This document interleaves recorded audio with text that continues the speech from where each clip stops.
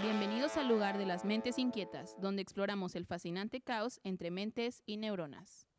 Ok, el día de hoy vamos a hablar con la licenciada Sofía Bolaños. Ella es una psicóloga egresada aquí de la Facultad de Psicología de la UNL, de la trayectoria de neuropsicología. Actualmente también está cursando una maestría en neuropsicología. Ha realizado diversos cursos y diplomados en neuronáutica, terapia del lenguaje y de neuropsicología. Se dedica a trabajar en la estimulación y rehabilitación neuropsicológica y la terapia del lenguaje, da atención a adultos que han sufrido accidentes cerebrovasculares o traumatismos craneoencefálicos, adultos mayores con diferentes tipos de demencia y adultos jóvenes con TDAH. Gracias. Gracias por invitarme otra vez por acá. Muchas gracias por venir y acompañarnos otra vez. Bueno, en este momento vamos con la primera pregunta. ¿Cuál es su experiencia y formación en la neuropsicología? Bueno, pues desde la carrera tengo un pasado oscuro en laboral, creo que ya les había mencionado esto. Yo había elegido trayectoria laboral, no sé por qué. Pero sí sé, pero son temas turbios. Entonces en sexto semestre me cambié a neuro y pues empecé mis prácticas en el CIDIX, que es un centro de investigación que está aquí cerquita.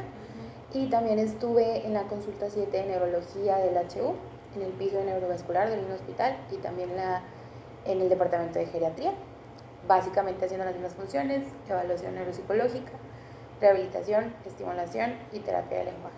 Obviamente pues supervisada y acompañada de coterapeutas que tenían un poco más de experiencia que yo. Después egresé, hice algunos cursos, seguí formándome con diplomados y actualmente estoy estudiando el maestría. Es mi formación. Y sobre la plasticidad cerebral, ¿qué es lo que más le interesa y qué es lo que conoce sobre las funciones en el cerebro que tiene? Bueno, lo que más me interesa es que es la premisa de nuestro trabajo. Si no hubiéramos dado con este término de plasticidad cerebral, mi consulta diaria no existiría. Entonces, pues eso es lo que más me interesa, ¿no? Que tengamos un campo para desarrollarnos. Y pues lo mágica que es, lo increíble que es nuestro cerebro, que es tan capaz que desde chiquitos nos da esta habilidad de adaptarnos a los cambios contextuales, al aprendizaje nuevo, a la nueva información, y que ya de grandes, aunque se reduce un poquito, digamos, a mí me gusta describirlo como ese colchoncito que tenemos en el cerebro por si ocurre daño cerebral, llámese traumatismo craneoencefálico, accidente cerebrovascular o cualquier pues, incidente de la índole. Entonces, pues es la capacidad de nuestro cerebro de adaptarse a las nuevas circunstancias, al nuevo aprendizaje.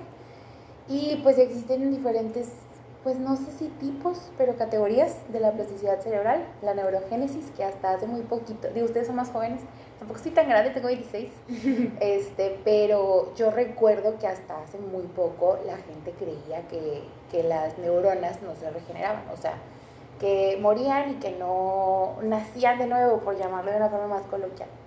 Recuerdo un momento muy específico en el que estaba con mis amigas hablando yo de que, claro, porque pues ya existe la neurogénesis, ya descubrimos que sí, aunque se regeneran a una menor velocidad, sí hay neuronas nuevas en el cerebro. Entonces me dijeron, claro que no, o sea, por supuesto que todos saben que no se regeneran. Y yo, ¿Y si se regeneran? Sí, No. sí se regeneran a un ritmo mucho más lento que cuando estás en etapa de neurodesarrollo, obviamente, pero sí se regeneran. O sea, sí hay células, sí hay neuronas naciendo, por así decirlo, en el cerebro. Entonces es la neurogénesis, parte de la plasticidad cerebral. Después está la plasticidad sináptica, que es el poder de nuestro cerebro de restablecer conexiones.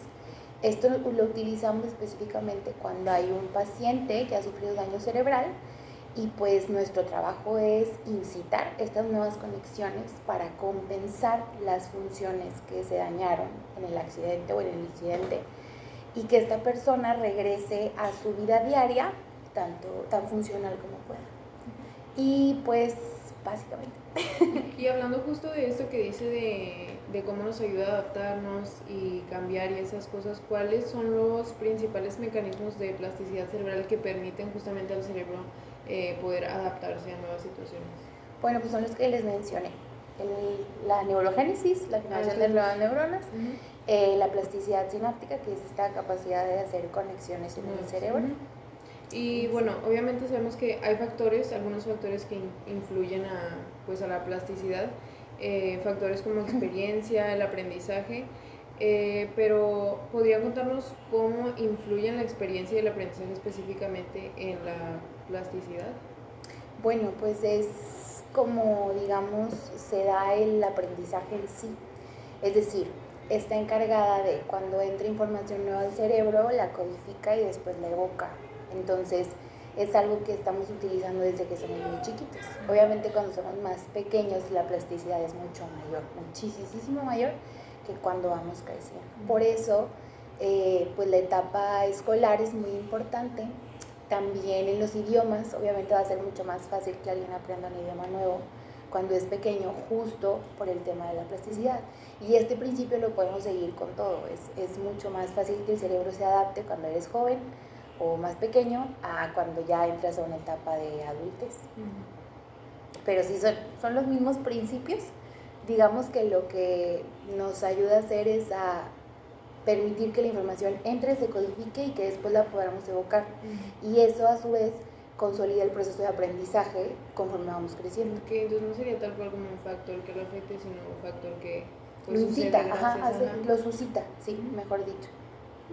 Bueno, yéndonos más a un proceso más cognitivo más específico, en cuanto a la memoria, ¿qué relación manejaría la plasticidad? Ya más allá hacia la memoria. Ya. No sé si ustedes ya vieron el proceso de codificación de la memoria, los tipos de memoria. Sí. Bueno, Sí. sabemos que en la memoria hay una fase de codificación y una fase de evocación. Entonces, pues es esto que les comentaba, ¿no? La plasticidad permite que la información entre y se procese, es decir, que haya una conexión, que se relacione el aprendizaje nuevo con un aprendizaje anterior y entonces lo podamos evocar. Por ejemplo, si yo te digo una lista de palabras, de 9 palabras, es justo la capacidad de hacer esta conexión en el cerebro que te va a permitir recordar esa lista de palabras. ¿Algún otro proceso, o sea, que tú consideres que es como que más importante para la plasticidad? Por ejemplo, ahorita hablamos del aprendizaje y pues ahí también entra la memoria, pero algún otro, ya sea lenguaje, atención, por ejemplo, que tú digas de que este es muy importante, tiene mucha relevancia, es como que de los más frecuentes o que tienen un nivel de importancia muy específico. ¿Algún otro?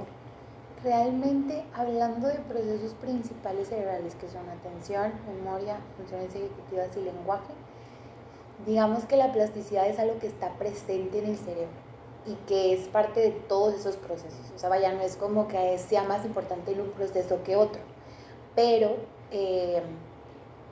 pues diría que lo podemos llevar a un caso clínico. ¿Qué les parece? Tenía un paciente que sufrió un traumatismo craneoencefálico por un accidente en moto y él tenía un trabajo que requería de verificar errores en cierto vehículo, pongámoslo así. Entonces, ¿qué proceso creen ustedes que era el más importante? Al tener él, por ejemplo, un camión frente a él. Mi trabajo es identificar qué fallas tiene este camión para yo poder anotarlas y pasar al segundo paso, que es la reparación de estas fallas. Si yo, que soy quien anota las fallas, se me va una, el camión no va a estar listo para poder transitar con seguridad. No sé si esos vehículos llevan pasajeros o no, pero de todas maneras son pues peligroso, es peligroso un error para el mismo conductor. ¿Cuál creen que es el primer proceso o el proceso más importante a la hora de verificar errores? Pues yo creo que la atención. Exactamente, entonces con este paciente pues tuvo una amenaza, ¿no? De, oye, si no te pones vivo, pues te voy a tener que despedir.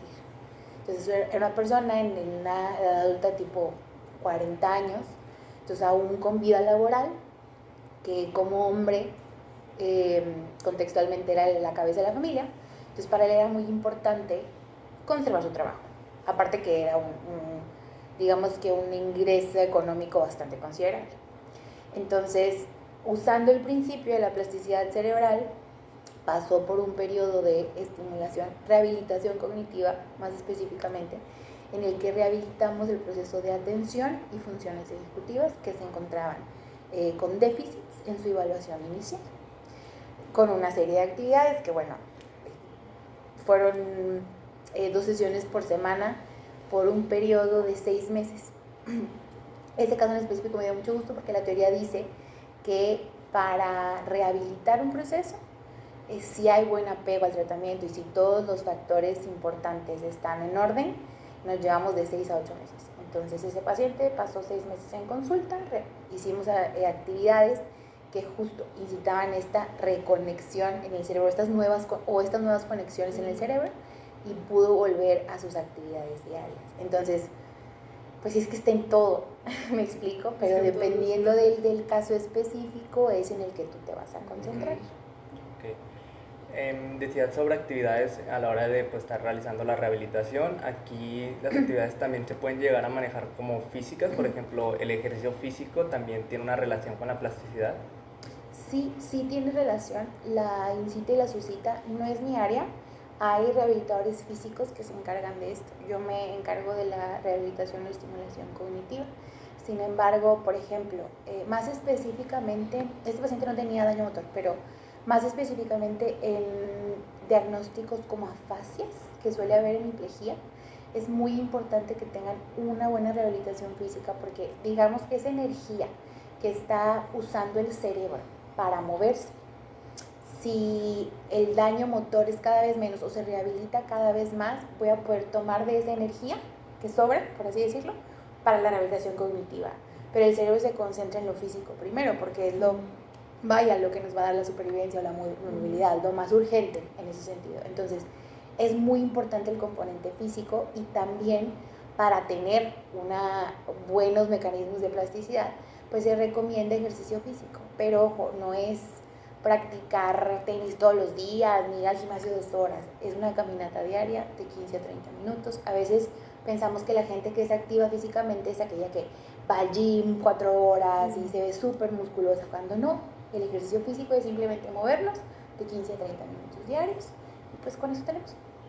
Okay. Regresando un poquito al concepto que nos decías al principio de la neurogénesis.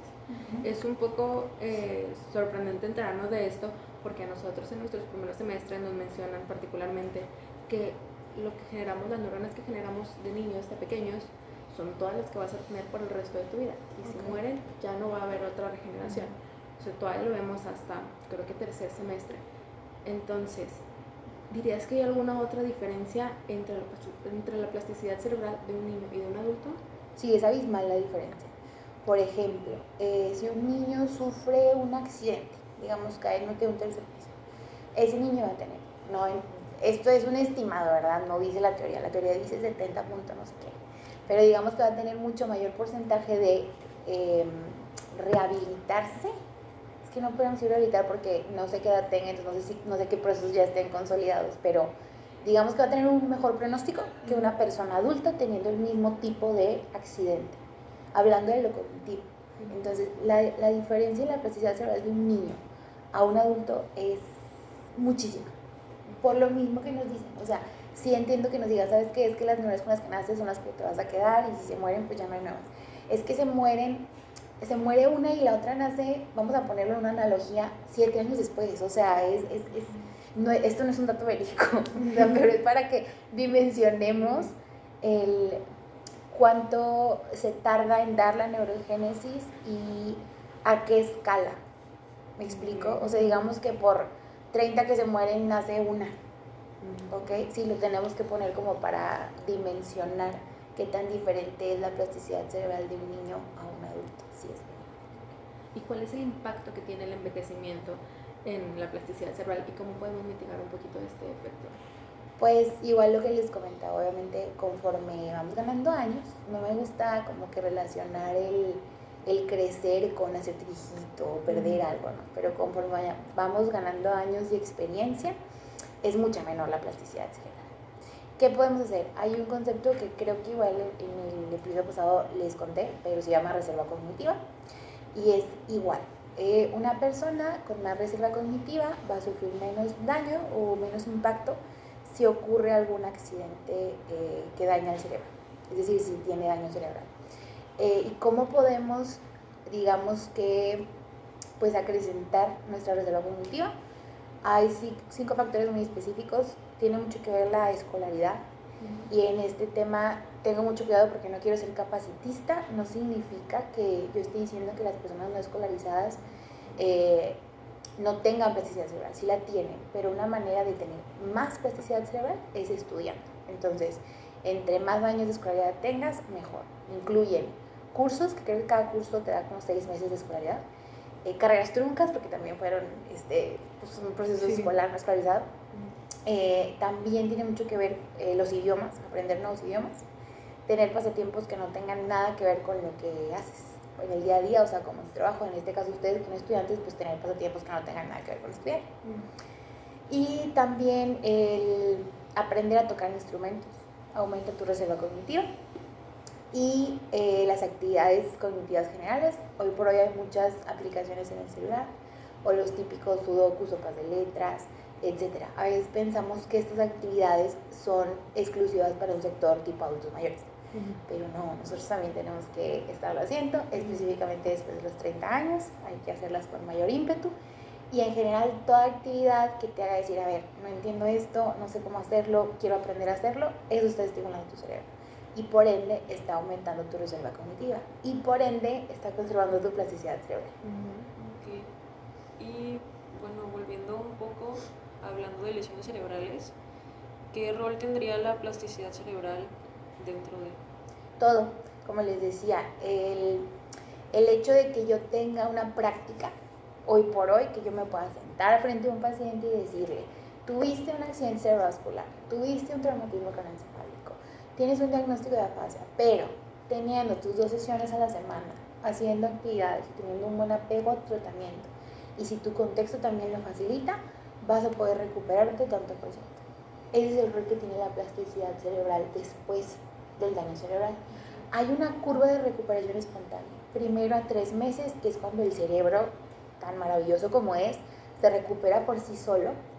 Primero a los 3 meses con mayor velocidad y después a los 6 meses vemos también una curva de recuperación.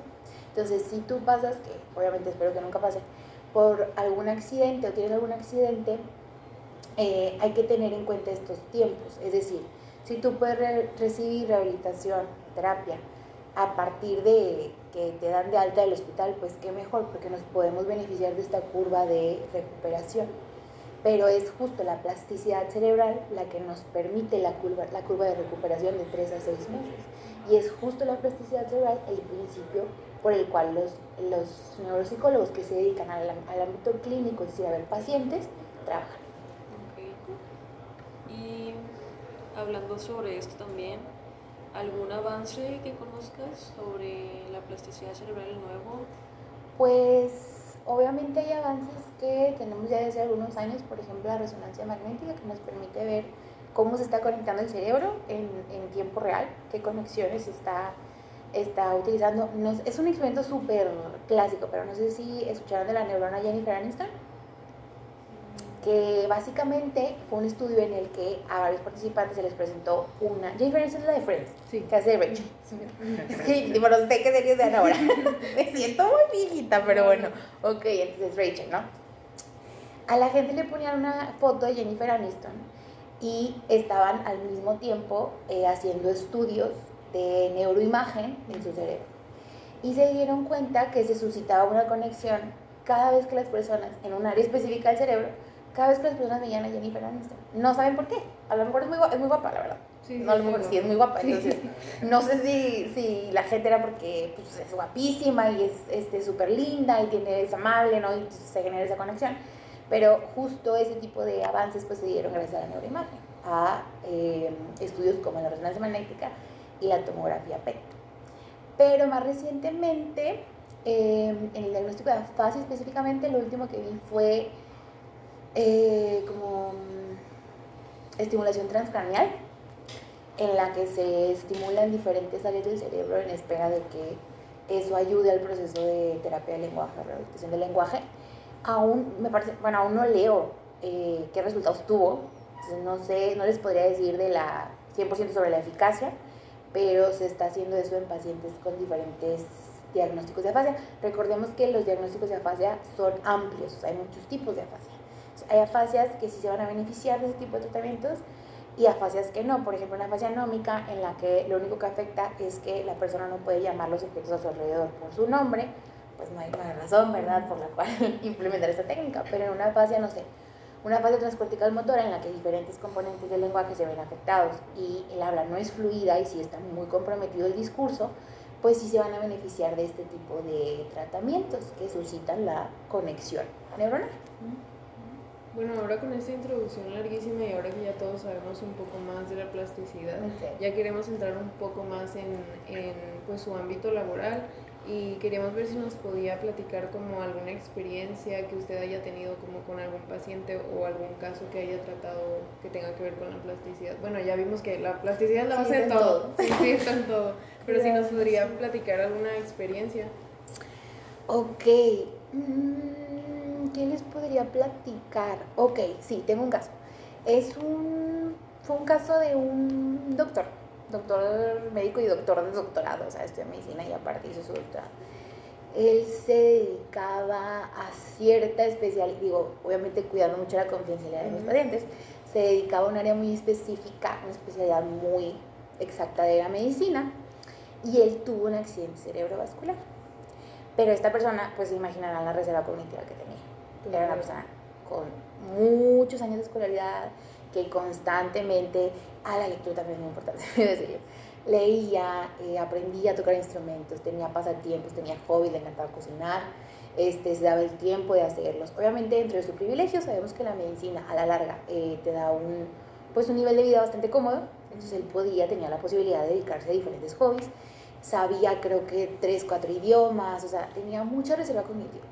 Si no me equivoco, estaba ya casi entrando en los 60.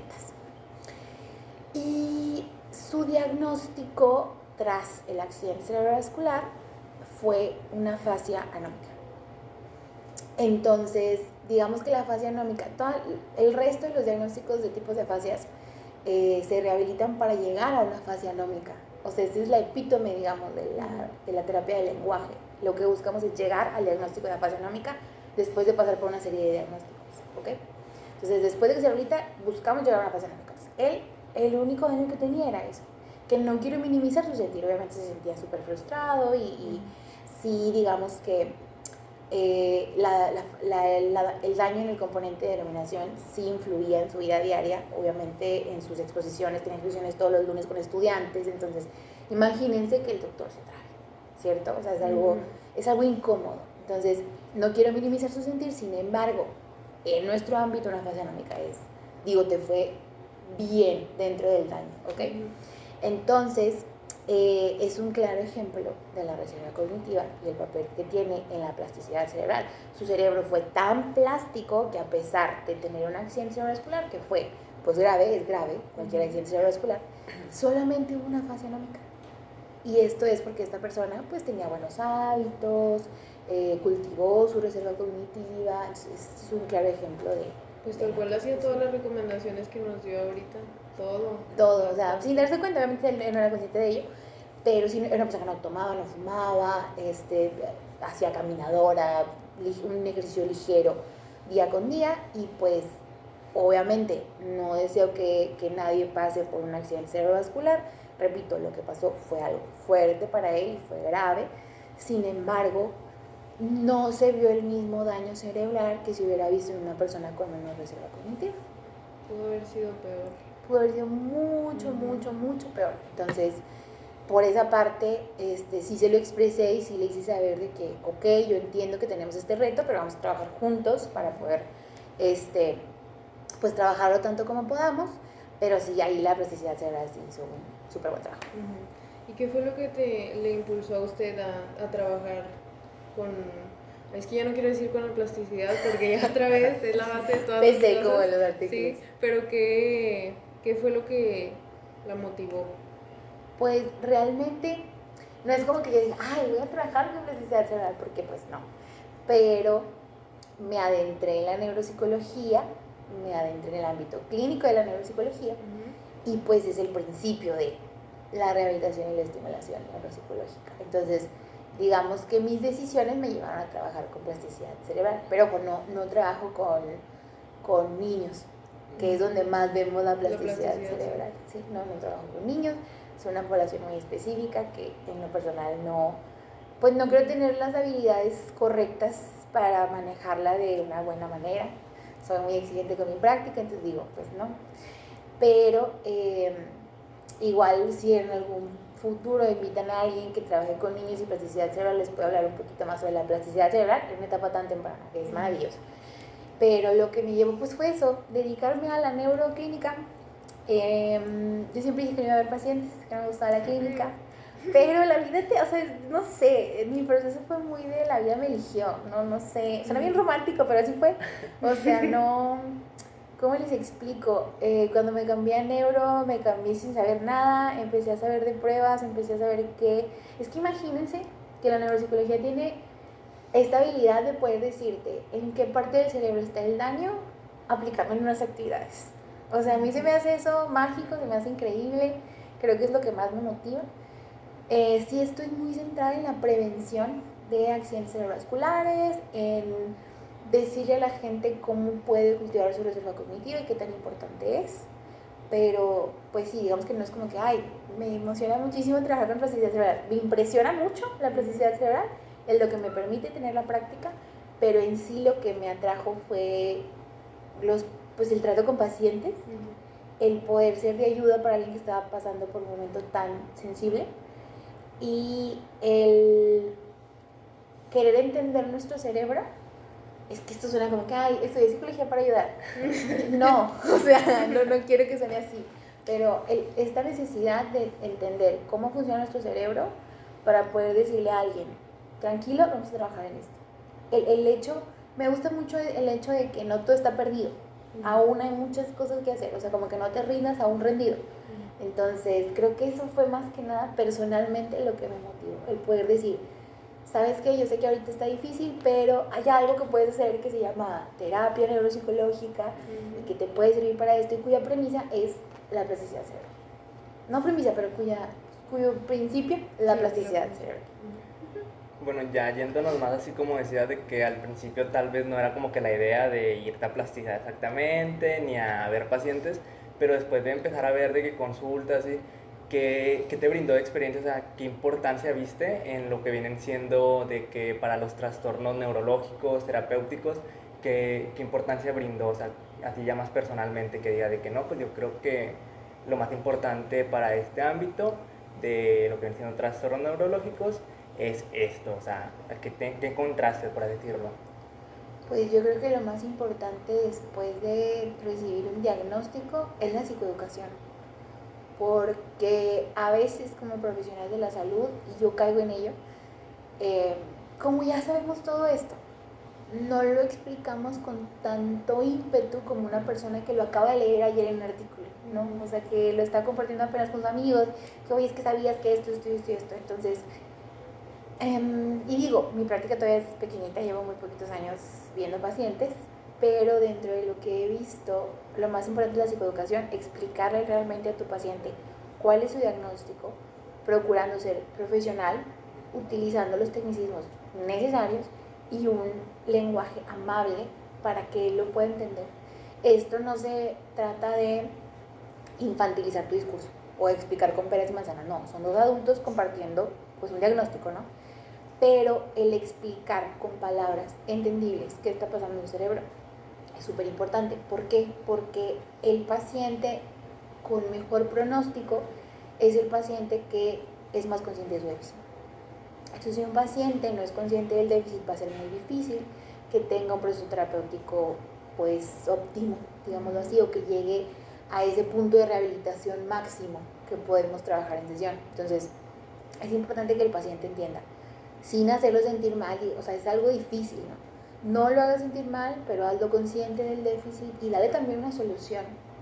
Entonces, creo que esta explicación es muy importante. Psicoeducación para la familia o para las personas que están alrededor del paciente, porque nadie nos enseña a trabajar o tratar a pacientes con daño cerebral y es súper importante que la familia lo sepa. Y la información, pues es que la información es lo más importante y ahorita el acceso a la información es en un clic, o sea, no podemos pecar de no buscar, de no indagar, de no tener curiosidad, porque un TikTok te lo explica. No sé con qué tanta veracidad, pero bueno, te lo explica, ¿no? Explica, te das una idea. Sí. O sea, ahí búscale, ¿no? Es que justo estaba leyendo que las nuevas generaciones buscan en TikTok y yo todavía googleo, o sea, creo que tipo, googlean y luego buscan en YouTube y luego buscan en TikTok. Pero bueno, o sea, busca donde quieras, pero búscale. Entonces, creo que es importante, básicamente, la información, la psicoeducación, la información, el ser clara con tus pacientes.